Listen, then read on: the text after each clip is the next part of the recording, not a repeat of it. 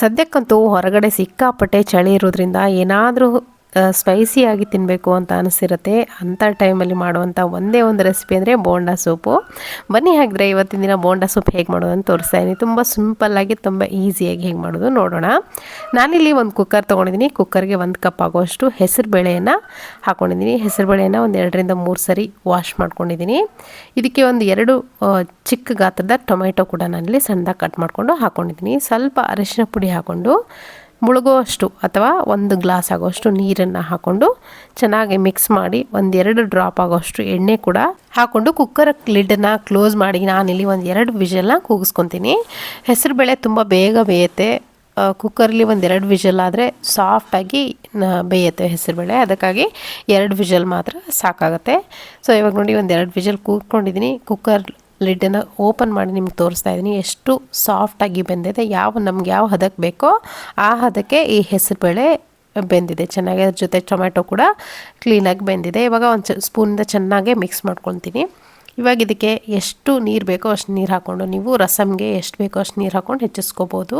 ನಾನಿಲ್ಲಿ 1-2 ಗ್ಲಾಸ್ ಆಗೋಷ್ಟು ನೀರನ್ನು ಸೇರಿಸ್ಕೊಂಡಿದ್ದೀನಿ. ಇನ್ನೂ ಕೂಡ ನೀರು ಹಾಕಿದ್ರೂ ಕೂಡ ತುಂಬ ತೆಳುವಾಗುತ್ತೆ. ರಸಮ್ ಸ್ವಲ್ಪ ತೆಳುವಾಗಿರಬೇಕಲ್ಲ, ಹಾಗಾಗಿ ಇವಾಗ ಬೇರೆ ಒಂದು ಪಾತ್ರೆ ಬಿಸಿ ಇಟ್ಕೊಂಡಿದ್ದೀನಿ. ಎಣ್ಣೆ 1 ಸ್ಪೂನ್ ಆಗೋಷ್ಟು ಎಣ್ಣೆ ಹಾಕ್ಕೊಂಡು ಬಿಸಿ ಮಾಡಿಕೊಂಡು 1 ಗೆಡ್ಡೆ ಬೆಳ್ಳುಳ್ಳಿ ಹಾಗೆ ಒಂದು 4 ಹಸಿಮೆಣಸಿನ್ಕಾಯಿ ಕೂಡ ಹಾಕ್ಕೊಂಡಿದ್ದೀನಿ. ಸ್ವಲ್ಪ ಸಾಸಿವೆ ಜೀರಿಗೆ ಹಾಕ್ಕೊಂಡು ಚೆನ್ನಾಗಿ ಫ್ರೈ ಮಾಡ್ಕೋಬೇಕು. ಕರಿಬೇವಿನ ಸೊಪ್ಪು ಎಷ್ಟು ಹಾಕಿದ್ರೂ ಕೂಡ ಅಷ್ಟು ಚೆನ್ನಾಗಿ ರುಚಿ ಬರುತ್ತೆ ರಸಮ್ಗೆ. ನೋಡಿ ಚೆನ್ನಾಗಿ ಫ್ರೈ ಮಾಡ್ಕೋಬೇಕು. ಬೆಳ್ಳುಳ್ಳಿ ಕೆಂಪಗಾಗೋದೇನು ಬೇಡ, ಜಸ್ಟು ಫ್ಲೇವರ್ ಬಿಟ್ಕೊಂಡ್ರೆ ಸಾಕು. ಎಲ್ಲ ಚೆನ್ನಾಗಿ ಫ್ರೈ ಆದಮೇಲೆ ಸ್ವಲ್ಪ ಹಿಂಗನ್ನು ಕೂಡ ಹಾಕ್ಕೊಳ್ತಾ ಇದ್ದೀನಿ. ನೀವು ಆಪ್ಷನಲ್ ಬೇಕಿದ್ದರೆ ಬೆಳ್ಳುಳ್ಳಿ ಬಿಟ್ಟು ಹಿಂಗನ್ನು ಮಾತ್ರ ಹಾಕ್ಕೊಳ್ಳಿ. ನಾನಿಲ್ಲಿ 2 ಬಳಸ್ತಾ ಇದ್ದೀನಿ ಫ್ಲೇವರ್ಗೋಸ್ಕರ. ಇವಾಗ ಬೆಂದಂಥ ಬೇಳೆ ಏನಿದೆ ನೋಡಿ ಅದನ್ನು ಕೂಡ ಹಾಕ್ಕೊಳ್ತಾ ಇದ್ದೀನಿ. ಹಾಕ್ಕೊಂಡು ಮತ್ತೆ ನೀರನ್ನು ಎಷ್ಟು ಬೇಕೋ ಅಷ್ಟು ಹಾಕ್ಕೊಂಡು ಹೆಚ್ಚಿಸ್ಕೊಂಡು ರುಚಿಗೆ ಎಷ್ಟು ಬೇಕೋ ಅಷ್ಟು ನೋಡಿಕೊಂಡು ಉಪ್ಪನ್ನು ಸೇರಿಸ್ಕೊಂಡ್ರೆ ಆಯಿತು.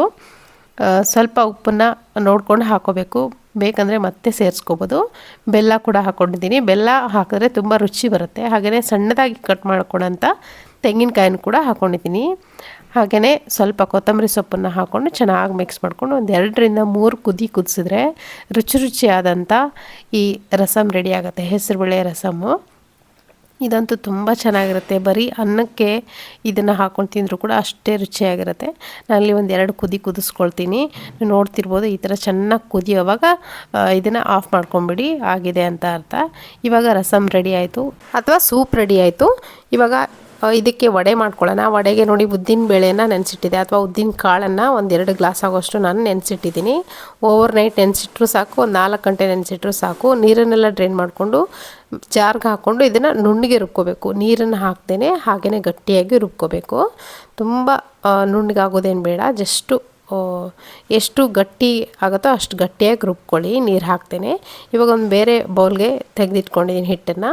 ಇದಕ್ಕೆ ನೋಡಿ ಸಣ್ಣದಾಗಿ ಕುಟ್ಟಿ ಪುಡಿ ಮಾಡಿಟ್ಕೊಂಡ ಮೆಣಸು, ಹಾಗೆಯೇ ಒಂದು ಹಸಿಮೆಣಸಿನ್ಕಾಯಿ, ಕರಿಬೇವಿನ ಸೊಪ್ಪು, ಕೊತ್ತಂಬರಿ ಸೊಪ್ಪು, ಹಾಗೆ ಒಣ ಕೊಬ್ಬರಿನ ಹಸಿ ತೆಂಗಿನಕಾಯಿನ ಸಣ್ಣದಾಗಿ ಕಟ್ ಮಾಡ್ಕೊಂಡು ಇಟ್ಕೊಂಡಿದ್ದೀನಿ. ಇದಕ್ಕೆ ಮೇನ್ ಇಂಗ್ರೀಡಿಯೆಂಟ್ ಅಂದರೆ ಇಲ್ಲಿ ಹಿಂಗೆ ಹಾಕಿದ್ದೀನಿ ನಾನು, ಒಂದು ಅರ್ಧ ಟೀ ಸ್ಪೂನ್ ಅಷ್ಟು ಹಿಂಗು, ಹಾಗೆಯೇ ಸ್ವಲ್ಪ ಸೋಡಾ ಪೌಡ್ರನ್ನ ಹಾಕ್ಕೊಂಡಿದ್ದೀನಿ. ಒಂದು ಚಿಟಿಕೆ ಸೋಡಾ ಹಾಗೆ ಉಪ್ಪು ಹಾಕ್ಕೊಂಡಿದ್ದೀನಿ.